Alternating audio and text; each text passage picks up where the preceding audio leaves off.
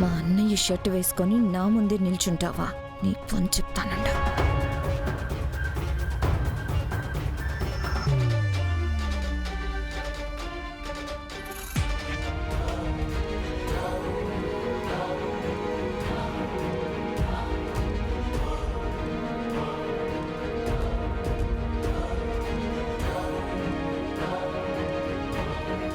ఏరా చెప్పు, నీకేమన్నా ఆస్తి తక్కువ, అంతస్తు తక్కువ?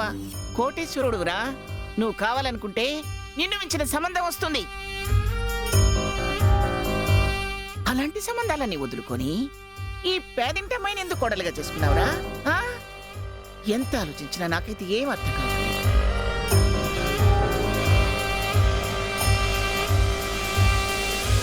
అంటే పెద్దమ్మ అది మరి రేయ్, పెద్దాడు ప్రేమించినట్టయితే ఆ విషయం నాకు చెప్పకుండా ఉండేవాడే కాదు. అయితే ఈ పెళ్లి అనుకోకుండా హఠాత్తుగా జరిగిపోయిందని అర్థమవుతూనే ఉంది.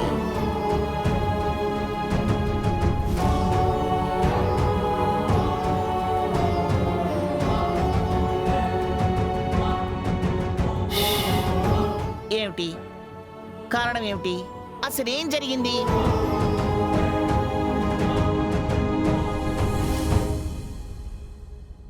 ఏంట్రా, ఎవరు మాట్లాడరే? ఎవరి ఒత్తిడి వల్ల ఈ పెళ్లి అంత హఠాత్తుగా జరిపించాల్సి వచ్చింది?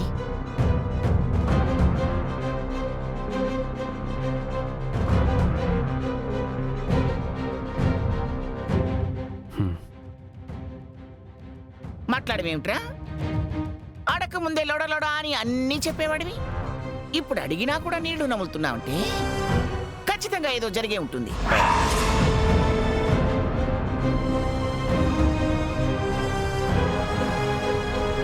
చెప్పరా, చెప్పు, అసలేం జరిగింది? ఈ హఠాత్తు పరిణామానికి కారణం ఏమై ఉంటుంది? చెప్పు.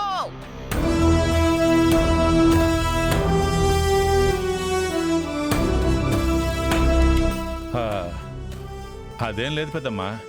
మన అర్జును ఆ అమ్మాయిని ప్రేమించాడు. ఒకరినొకరు అంతగా ఇష్టపడుతున్నారు కదా, పెళ్లి చేద్దామని చేసేసామే తప్ప వేరే కారణాలేం లేవు.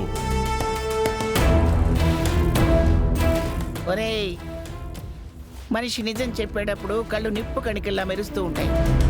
అదే అబద్ధం చెప్పేటప్పుడు ఆరిపోయే దీపంలా మిణుక్కు మిణుక్కు అంటుంటాయి.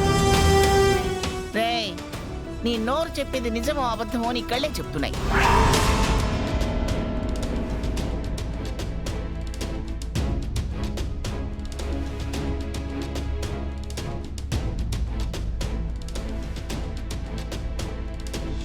ఏమన్నపూర్ణ, వాడు చెప్పేది నిజమేనా?